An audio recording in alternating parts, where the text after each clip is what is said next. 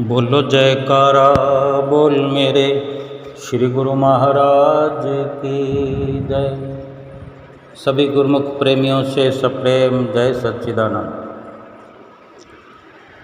श्री परमहंसों ने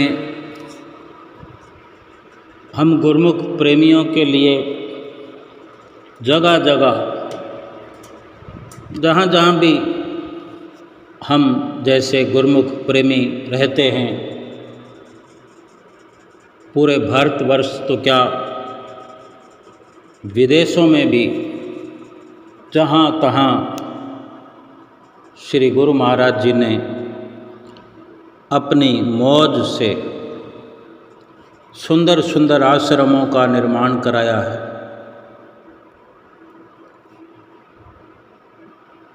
कितने ही आश्रमों का निर्माण कराकर हम गुरुमुख प्रेमियों को बहुत बड़ी सहूलत प्रदान की है कि हम बड़ी आसानी से सरलता से सत्संग का लाभ प्राप्त कर सकें। बेशक हम महापुरुषों की मौज को नहीं जान सकते, लेकिन महापुरुष हमारे श्री परमहंस दयाल महाराज जी पहली पातशाही के रूप में, दूसरे रूप में, तीसरे रूप में, चौथे रूप में और पंचम रूप में, और आज हजूर गुरु महाराज जी छठे रूप में भी हमारी हर पल की भलाई चाहते हुए हमारे रोम रोम में सुख को भरपूर कर देना चाहते हैं कि हमें सत्संग का लाभ मिले, श्री दर्शनों का लाभ मिले, महापुरुषों की संगत हमें नित्य प्रति मिलती रहे। हर प्रकार की सुविधा हमारे लिए श्री परमहंसों ने की है। हम कितने भाग्यशाली हैं। आदरणीय महात्मा जी अभी दिल्ली में कई जगह कई आश्रमों पर पहुंच करके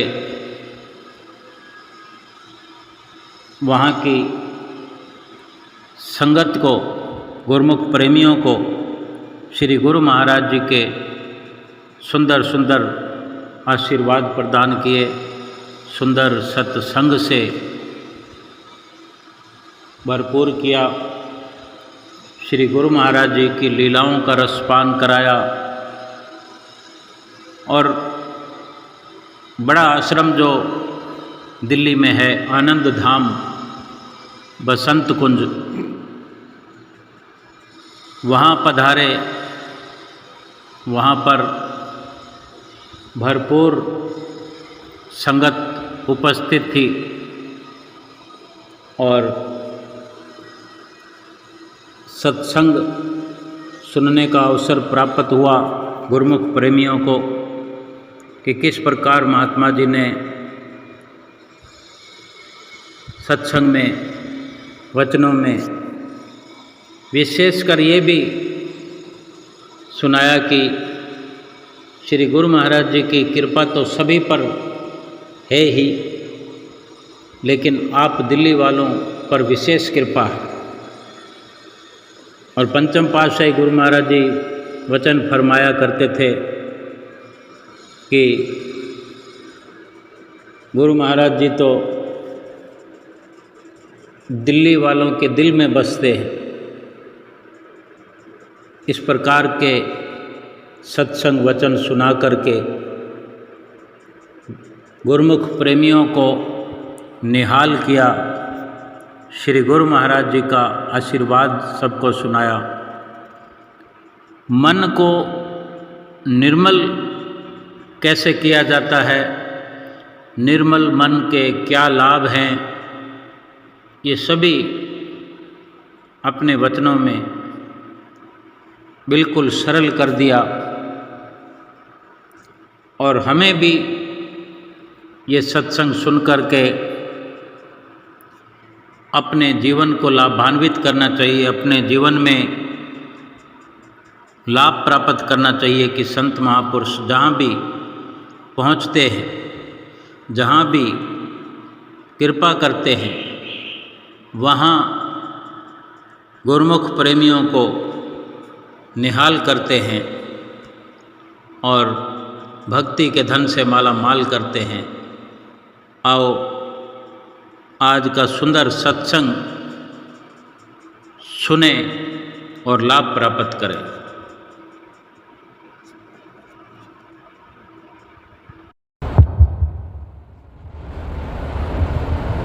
श्री परमहंस गुरुदेव जी निराकार साकार, जिनकी पद नख ज्योति से आलोकित संसार, परम पुरुष पूरन धन आनंद घन सुख रूप, सरिवारंभ में पूजिए पावन चरनियन, सरिवारंभ में पूजिए श्री सतगुरु चरनियन।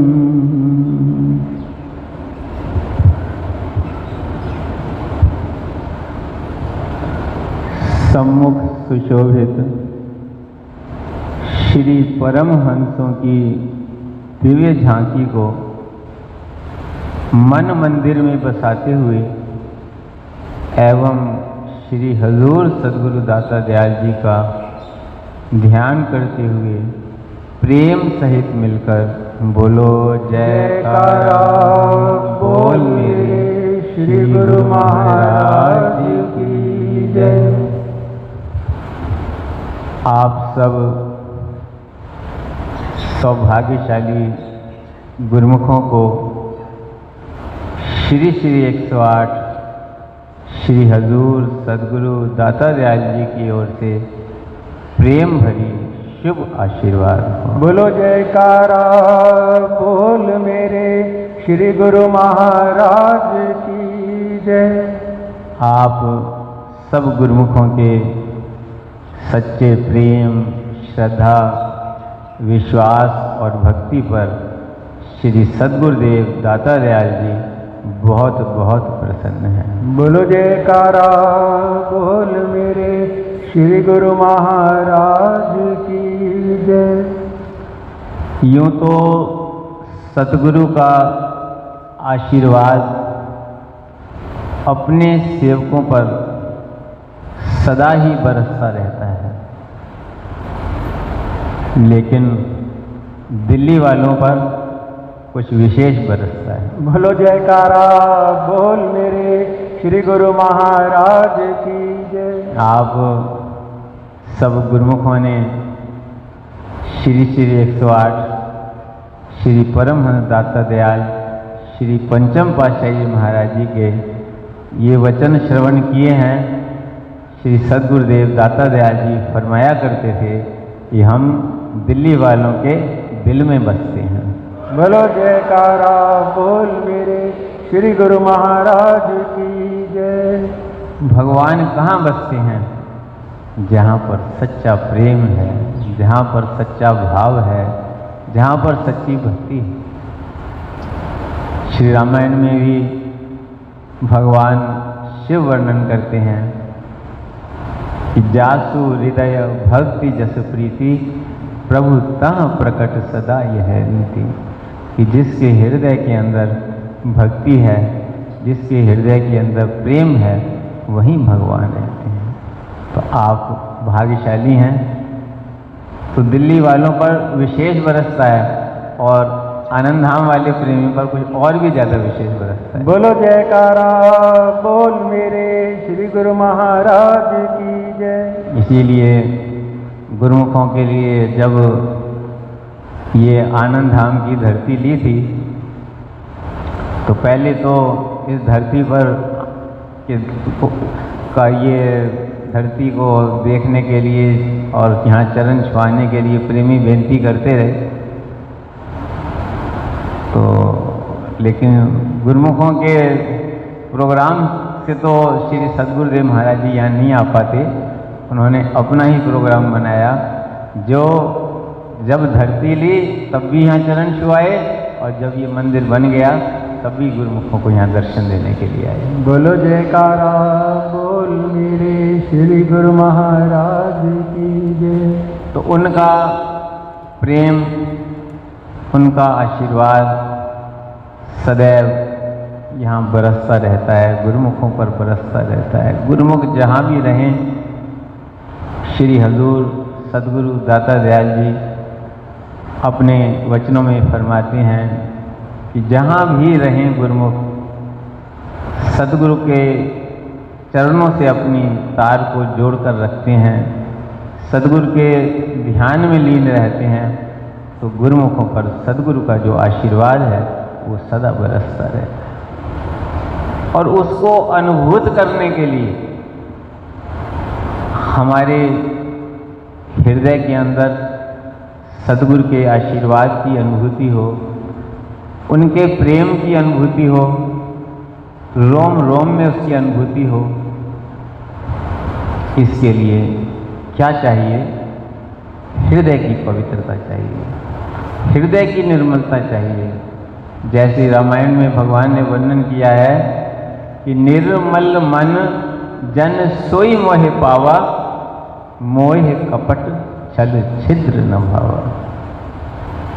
और भी एक जगह वर्णन करते हैं, कहो भगति पथ कवन प्रयासा, योग न जप तप मख उपवासा, सरल स्वभाव न मन कुटलाई, जथा लाभ संतोष सदाई। कि भक्ति के ऐसा पथ है जो सबसे सरल है। जितने भी परमात्मा से मिलने के रास्ते हैं ये सबसे सरल है। ना इसमें योग है, ना यज्ञ है, न जप है, न तप है, न व्रत है, न दान है, न पुण्य है, न तीर्थ है। क्या चाहिए? सरल भाव चाहिए, बिल्कुल निर्मलता चाहिए मन की। केवल प्रभु के चरणों का प्रेम हो, सेवक जो है भक्ति से परिपूर्ण हो, उनकी याद से परिपूर्ण हो, उनके ध्यान से परिपूर्ण हो। अभी ज्येष्ठ संक्रांत पर श्री सद्गुरुदेव दाता दयाल जी ने अपने वचनों में फरमाया कि गुरुमुख गुरु चितवत रहे जैसे मणि भगवान। कि गुरुमुख जो है सदा सतगुरु के ध्यान में लीन रहे, कहीं भी रहे, सतगुरु के हुक्म में लीन रहे, सतगुरु के वचनों के अंदर रहे, सतगुरु के सिमरन में लीन रहे, सतगुरु के प्रेम में, सतगुरु की भक्ति में लीन रहे। उसे सतगुरु के प्रेम की अनुभूति होती है, उसे सतगुरु की भक्ति की अनुभूति, उनके आशीर्वाद की अनुभूति होती है, उसकी कृपा की अनुभूति। अभी कुछ दिन पूर्व श्री प्रयाग धाम में एक छोटी सी नाटिका प्रस्तुत की गई, जिसमें दर्शाया गया कि सुल्तान बाहू अपने सद्गुरु के परम भक्त थे और उन पर सद्गुरु की इतनी कृपा थी कि वे जब चाहें आए जाएं, उन्हें कोई मना नहीं थी। ये अलग बात थी कि कभी भी सद्गुरु से अंदर मिलने के लिए वो ये मर्यादा अपनाया करते थे, जो भी सेवक बाहर बैठा होता था कि मेरे लिए आज्ञा लेकर के आओ। लेकिन सद्गुरु की तरफ से उनको कोई मना नहीं थी। इतना उनका सद्गुरु के चरणों में प्रेम था और इतनी सद्गुरु की कृपा थी। लेकिन एक बार क्या मौज आई सद्गुरु की, उन्होंने अपने सेवक को कहा कि जब बाहू आए तो उनको बाहर रोक देना। तो जब सुल्तान बाहू दर्शन के लिए आए और सेवक से इजाज़त मांगी तो सेवक ने उनको रोक दिया कि अभी आज्ञा नहीं है। वो द्वार पर बैठ गए। अब सेवक को भी समझ ना आए कि सदगुरु की क्या मौज है। उसने फिर दोबारा पूछा कि गुरुदेव, सुल्तान बाहू तो बड़ी देर से बाहर बैठे हैं, उनको कब बुलाऊं? तो गुरुदेव ने कहा कि नहीं, अभी उसको नहीं बुलाना। सुबह से लेकर शाम तक हो गई, उसने पानी तक न पिया, कुछ भोजन क्या पानी तक उन्होंने नहीं लिया। रात हो गई, फिर सेवक ने पूछा, लेकिन तब भी आज्ञा न मिली। एक दिन गुजर गया, तब भी आज्ञा नहीं मिली। दूसरा दिन गुजर गया, तब भी आज्ञा नहीं मिली। तीसरा दिन गुजर गया, तब भी आज्ञा नहीं मिली। लेकिन ये उनके हृदय की, उनकी भक्ति की परीक्षा थी। कहते जब परीक्षा होती है तभी उत्तीर्ण होकर के अगली क्लास में आदमी पहुंचता है। तो सदगुरु की क्या मौज थी, लेकिन उनके दिल में कोई भाव नहीं उठा कि मुझे क्यों नहीं बुला रहे, क्या बात है। किसी तरीके के जैसे मन में इंसान के कई बातें उठ जाती हैं, लेकिन यही उनकी परीक्षा थी। क्योंकि सदगुरु बाहर के रूप नहीं देखते, उन्हें बाहर से क्या लेना देना। तुम्हारे कैसा रंग है, तुम्हारा कैसा रूप है, तुम किस पद के मालिक हो, तुम्हारी कितनी धन दौलत है, तुम्हारे पास कितना वैभव है, कितना दुनिया में मान सम्मान है, इससे उन्हें क्या लेना है। वो तो हृदय के भाव को देखते हैं। श्री रामायण के अंदर वर्णन आता है कि जिस समय हनुमान जी सीता की खोज में लंका गए और विभीषण जी से मिले, और उन दोनों ने आपस में जब भगवान की महिमा का गायन किया, तो विभीषण जी ने हनुमान जी से पूछा कि मुझ राक्षसी शरीर वाले को, अवगुणों से भरे को क्या भगवान स्वीकार करेंगे? तब हनुमान जी, जो भगवान की परम भक्त थे, जिनकर भगवान ने भरोसा करके मुद्रिका दी थी कि सीता जी को ये मुद्रिका देनी है। हजारों जन वहाँ पर बानर थे, बड़े से बड़े वीर शूरवीर थे, लेकिन भगवान पर को भरोसा था जिस पर, हनुमान जी के ऊपर। तो वो हनुमान जी के अंदर कितनी विनम्रता। उन्होंने कहा कि प्रात ले जो नाम हमारा, तेही दिन ताही न मिले आहारा। कहो कवन में परम कुलीना, कपि चंचल सब ही विधिहीना। इतनी उनकी महानता थी, इतनी उनके अंदर विनम्रता थी। सेवक की विनम्रता जो है उसकी महानता दर्शाती है। जैसे कहते हैं ना, जिस डाली पर फल लगता है वो डाली झुक जाती है। तो जहाँ भक्ति होती है वहाँ अहंकार नहीं रहता, वहाँ नम्रता आती है और नम्रता आती है। जितनी भक्ति बढ़ती जाएगी, जितनी सदगुरु की कृपा बरसती जाएगी, यानी सदगुरु की कृपा उसके अंदर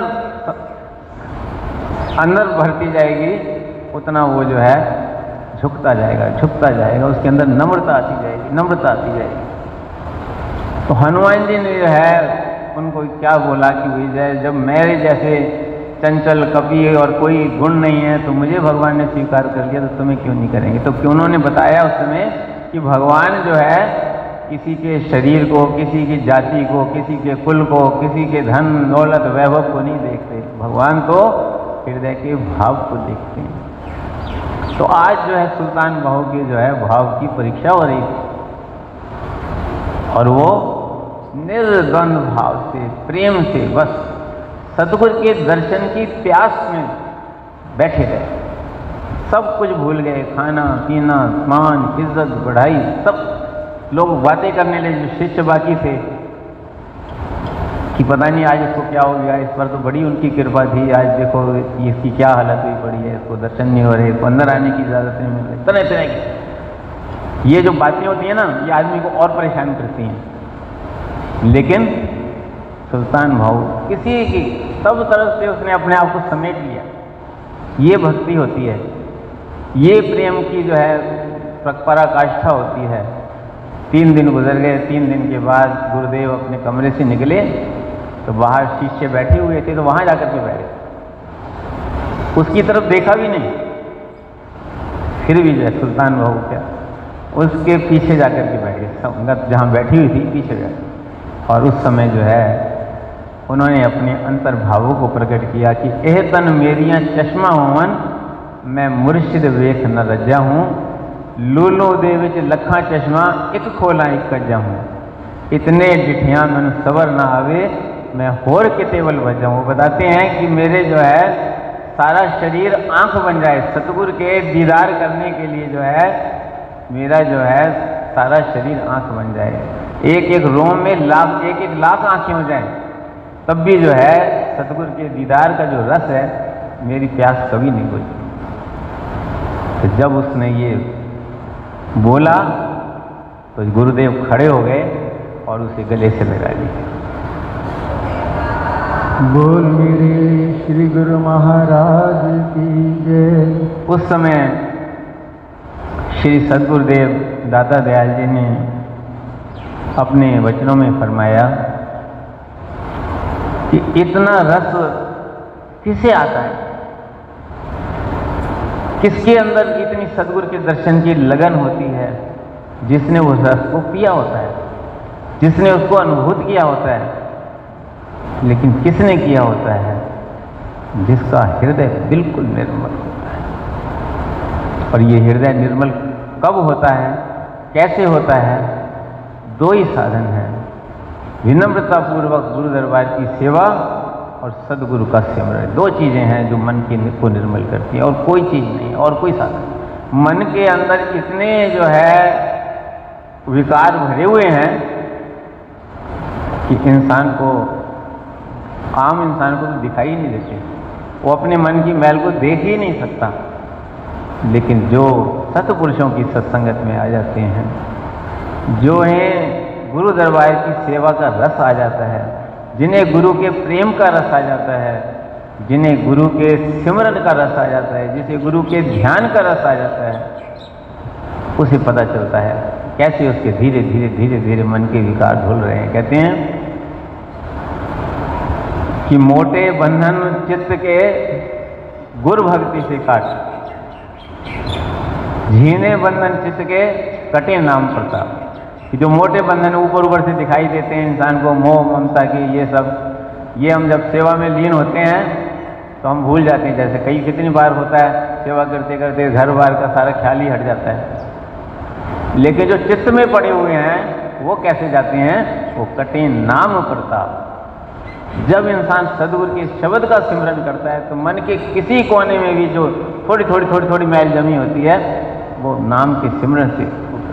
इसलिए इस समय श्री सद्गुरुदेव महाराज जी ने फरमाया कि अगर इस रस को पीना है, जैसे हर इंसान जो भी भक्ति के पथ पर चलता है, जिसने भी सच्चा नाम सदगुरु से लिया हुआ है, हर एक के मन में ख्याल होता है कि हमारा जो हृदय प्रकाशित हो जाए, हमारे हृदय के अंदर जो है सदगुरु के दिव्य दर्शन हो जाए। देखिए, इतनी बड़ी चीज अगर चाहिए तो उसके लिए मेहनत भी उतनी ही चाहिए। श्री गुरु महाराज जी ने फरमाया कि अगर उस चीज को पाना है, उस रस को लेना है, उस आनंद को लेना है, तो फिर सतगुरु का सिमरन करो, सतगुरु का सिमरन करो, भक्ति के 5 नियमों की पालना करो और साथ साथ सिमरन करो, सिमरन करो, सिमरन। जो सिमरन है वो इंसान की सूक्ष्म से सूक्ष्म अहंकार को भी, सूक्ष्म से सूक्ष्म मैल को भी धो देता है। और जब मन निर्मल होता है तब जीव के हृदय के अंदर सतगुरु का जो दिव्य स्वरूप है वो ऐसे प्रकट होता है जैसे साक्षात श्री परमहंस हमारे सम्मुख विराजमान है।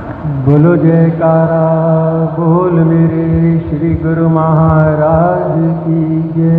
इसलिए आप सब बड़े भाग्यशाली गुरुमुख हैं।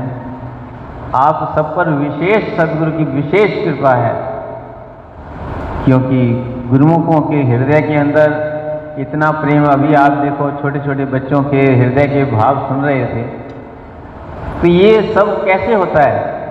हृदय के अंदर भाव होना, हृदय के अंदर भक्ति की लगन पैदा होना, हृदय के अंदर सदगुरु का प्रेम होना, आप सबको सूचना मिली और आप सब जो है अपने घर बार के सब काम छोड़ के कोई कहाँ से कोई कहाँ से कोई कहाँ से एकत्र हुआ है, तो ऐसे थोड़ी हुआ है, ये लगन है, हृदय के अंदर लगन है तो गुरुमुख जन यहाँ पहुँचते हैं। और ये लगन कहाँ से आती है? ये सदगुरु की कृपा से आती है। जिस पर सदगुरु की कृपा होती है, सदगुरु उसके अंदर लगन पैदा करते हैं और अपने चरणों में खींचते हैं, जैसे आज आप सबको यहाँ खींच करके लेकर आए हैं। बोलो जयकारा बोल मेरे श्री गुरु महाराज की जय। यही सदगुरु की प्रकट कृपा है।